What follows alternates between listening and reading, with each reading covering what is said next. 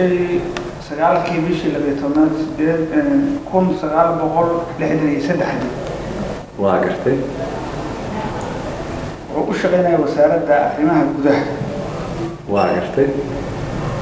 waxaa lagu soo qabtay meel la yidhaahdo buulo xoogay buulo xoogay lagu soo qabtay waxay ahaayeen waxaana soo qabanaya raalliga ah yaa soo qabanaya jabhadda USC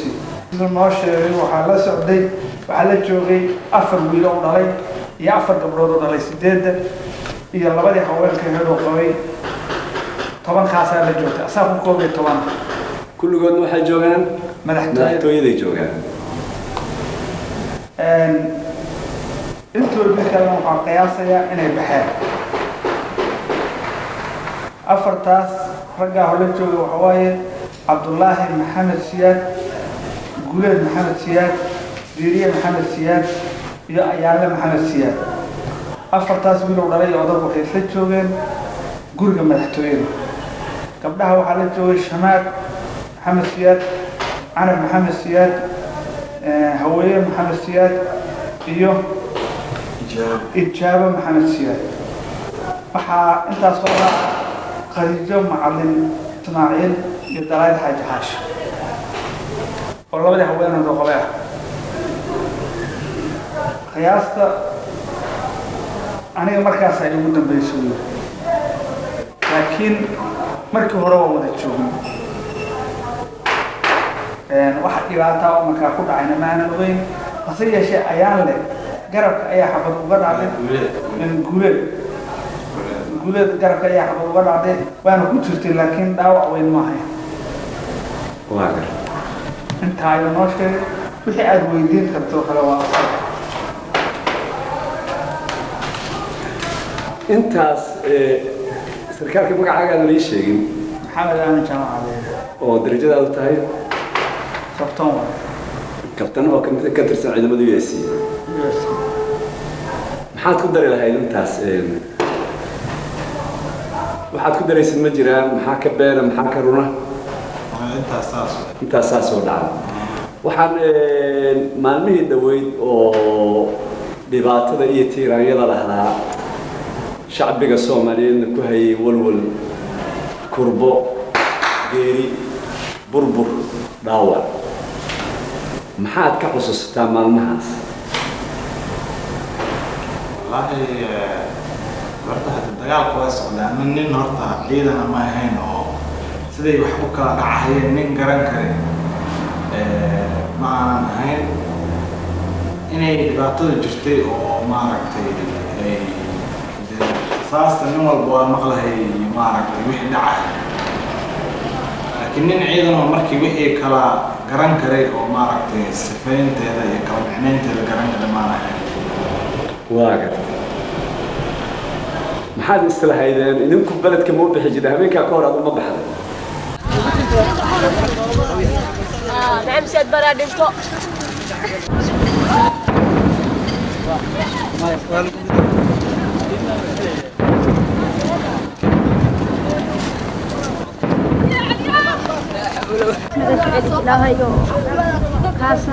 كيف ويه؟ واكم محمد سيادة. ها محمد كل سمع يده. كاسا وحوسنا قول سمع كاسا. ذيك قر الله إنك له عنك وإنك رب وحنا جواي قد عاد هل شيء لما هيستو. ما بحي مرة جاري قولي حاكم شبس عفد وين ماشي بقودي يتقنين. halkaas marba gaar ma soo aragtay burbur iyo qarax iyo xabado ma soo aragtay ma kala talisay ciidamada taliska Maxamed Siyaad burburkaas iyo baaba'aas ummadda Soomaaliyeed iyo xasuuqaas lagu hayo ma u sheegtay odaygaan sheego reactionkiisi muxuu noqday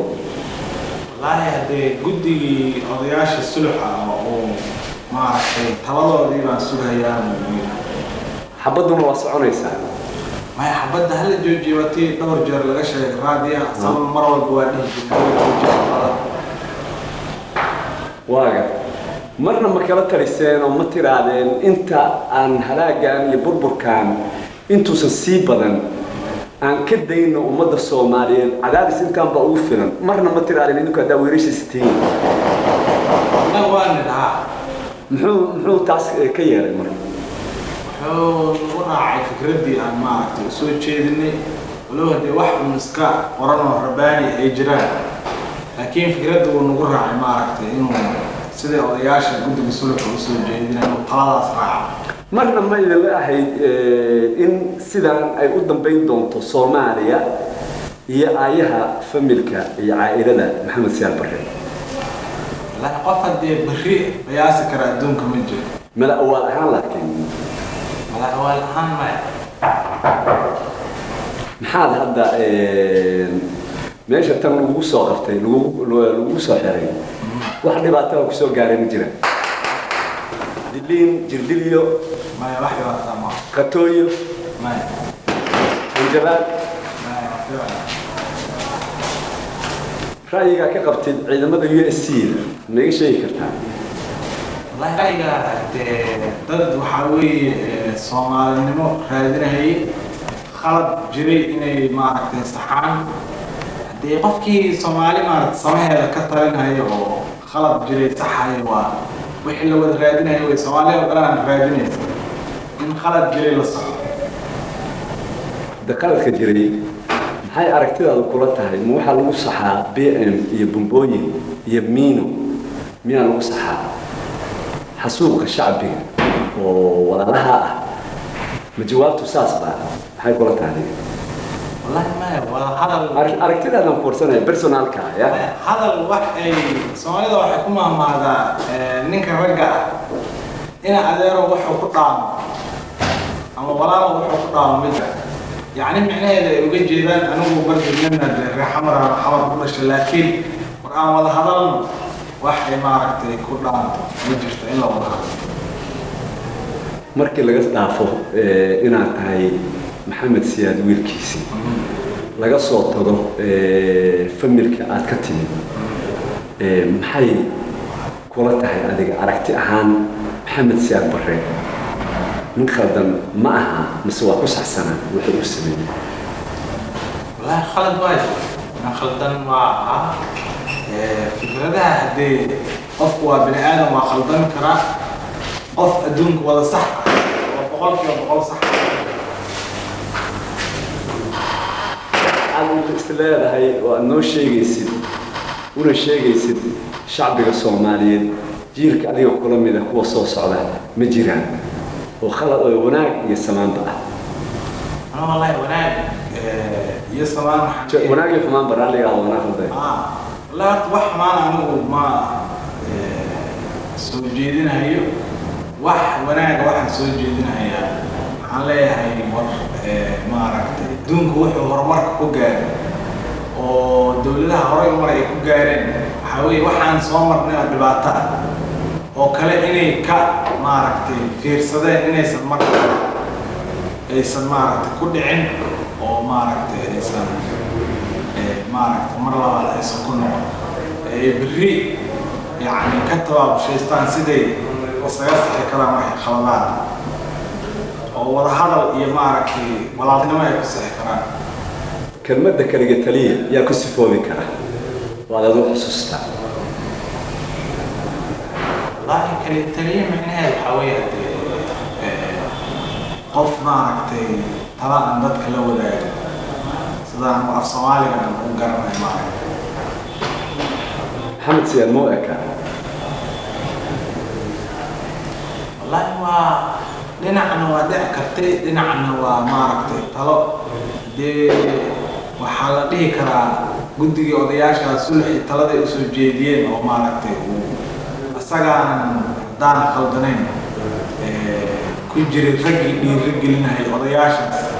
قدقي أسئنو هاوشا ولا يسعد waxaa la yiri guddiga sulxa asagoo fadhiya ayaa waxa lagu soo hogaamiyay madfac halkaas waxa ku geeriyooday baa la boqaal ka talinaysa maslaxada Soomaaliya la ma la socdo xaashu weeyay Muuse Boqor waa maqalay nimankaas inay dhinteen oo odayaasha laakiin haddee anagu ciidana ma ahayn oo ma saxi karin wax la hogaaminayay iyo wax kale iyo maaragtay iyo sababtay ku dhinteen laakiin inay odayaashaas dhinteen waa maqal madfac ka yimid dhinaca ciidamada maxamed siyaad inuu gelin kula tahay wallahi wax kasta waa macquul laakiin adigu waxaad isleedahay oo ku soo gaaray maya anagu inay dhinteen oo ay dabkaas dhexdooda iyagoo raadinaya maaragtay inay dadka la hadlaan oo yidhaahdaan joojiye dabka inay oo nabad raadinaya inay dhinteen baa la ii sheegay maxaad rajaynaysaa mustaqbalka la mustaqbalka aniga ahaan waxaan rajaynayaa in intii dhacday ay maaragtay ilaahay uu dadka ka samatan bixiyo dadka soomaalida ay ka soo kabsadaan walaaltinimo inay maaragtay ay ku sifoobaan soomaalidu hal mushkilo oo waxay qabaan qabiil la yidhaahdo ilaahay horta waxaan uga rajaynayaa geedkaas inuu dhinac u dhaafo geedkaas waa geed dhib badan yacni horumar laguma gaaro lugooyo xaanaheenna qabiil kuma keeno laakiin qofkii maskaxda in la isku biirsado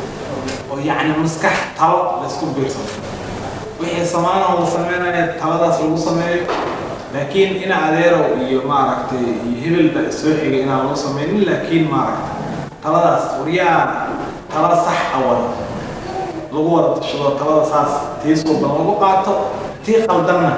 la isaga reebo siyaad xaggee ku sugan yahay